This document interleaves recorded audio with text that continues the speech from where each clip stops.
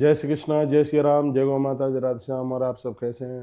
आप देख रहे हैं हमारे YouTube चैनलों को, और इसमें बड़ी अद्भुत बात कही जा रही है कि द्वादशी के दिन एकादशी का इतना बड़ा महत्व तो क्यों बढ़ जाता है। अब की बार एकादशी है वो द्वादश भेदी है, और द्वादश भेदी एकादशी के लिए भगवान स्वयं क्या कहते हैं वो सुन लीजिए। कहा गया द्वादशी तो सदा गेहा पुत्रदा मोक्षदायिनी। कहा जाता है कि यदि एकादशी द्वादशी में पड़ जाए तो ये हमेशा पुत्र और मोक्ष को प्रदान करने वाली होती है, वंश वृद्धि को बढ़ाने वाली होती है और मोक्ष देने वाली होती है। ये ऐसा जानना चाहिए, ये वर्णन किया गया है। उस एकादशी को कभी भी ना करें जिस एकादशी में दसवीं उदिता में पड़ रही है, भोर में पड़ रही है। तो अब के बार जो 16 तारीख को जो एकादशी है उसमें दसवीं है, इसलिए भूल करके भी ना करें।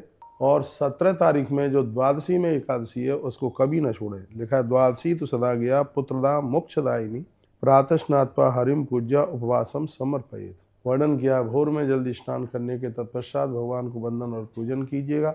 द्वादशी में पड़ने वाली ये एकादशी बहुत मांगलिक है, बहुत मंगल करने वाली है।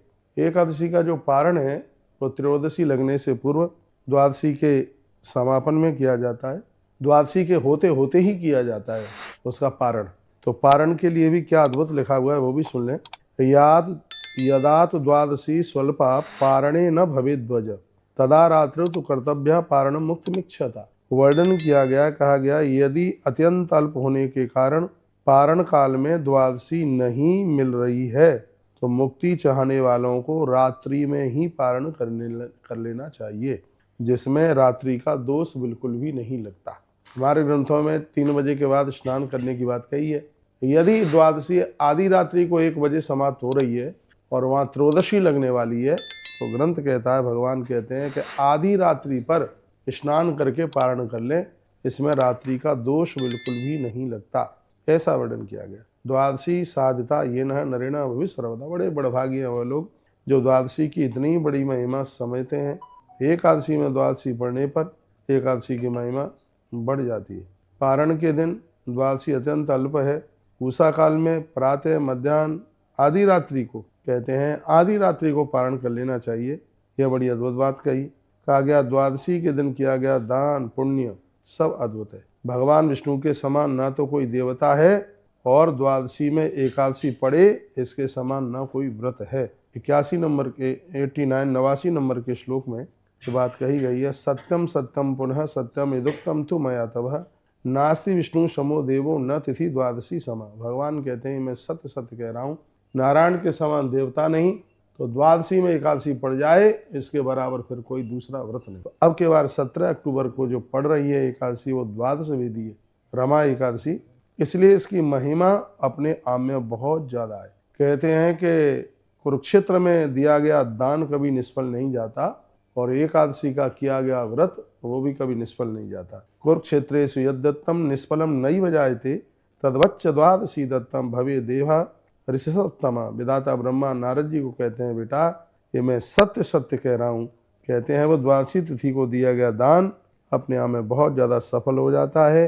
द्वादशी के दिन कोई भी किसी भी प्रकार का दान करते हैं, तंदुल चावल का दान करते हैं, बड़ी अद्भुत बात हो जाती है। इस वीडियो के माध्यम से बात हमने आपको पहुँचाई है। क्या लिखा है, अम्बरीषादया सर्वे भक्ताभिविष्णुता द्वादशी साधिता तु तेगदा विश्व सदमनु।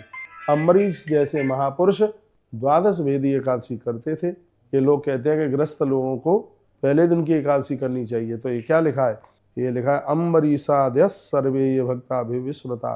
अम्बरीश महापुरुष महानुभाव राजा लोग थे, ये ग्रस्ती व्यक्ति थे, लेकिन द्वादशी साधित्वा तो इन महानुभावों ने हमेशा द्वादशी युक्त ही नवरात्रा की द्वादशी युक्त ही एकादशी का व्रत किया है। तो मैं आप सबको कहूँगा ये बात कहीं नहीं लिखी है कि गृहस्थों को पहले दिन की एकादशी करनी चाहिए।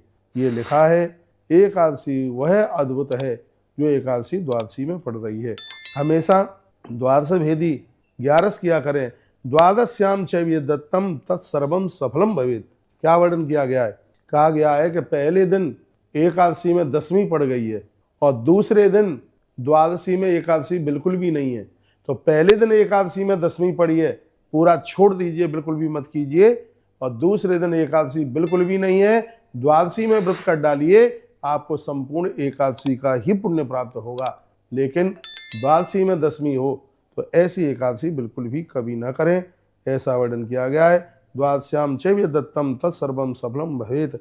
व्रत दान पुण्य सब सफल हो जाता है जब एकादशी द्वादशी में पड़ती है। तो अब के बार 17 तारीख को रमा एकादशी और वो द्वादश भेदी एकादशी है, इसलिए उसकी महिमा अपने आप में बहुत ज़्यादा है। बहुत बहुत धन्यवाद, आपने सुना, बहुत आनंद की बात है। अगली वीडियो में मैं आपको बताऊंगा जया विजया और जयंती एकादशी यदि कोई पड़ जाए तो उसका महात्म्य बहुत ज़्यादा है।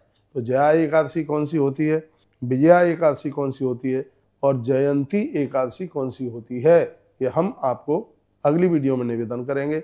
बहुत बहुत धन्यवाद आपका। ऐसे हमारे साथ जुड़े रहिए, नई नई अपडेट प्राप्त करें। धन्यवाद।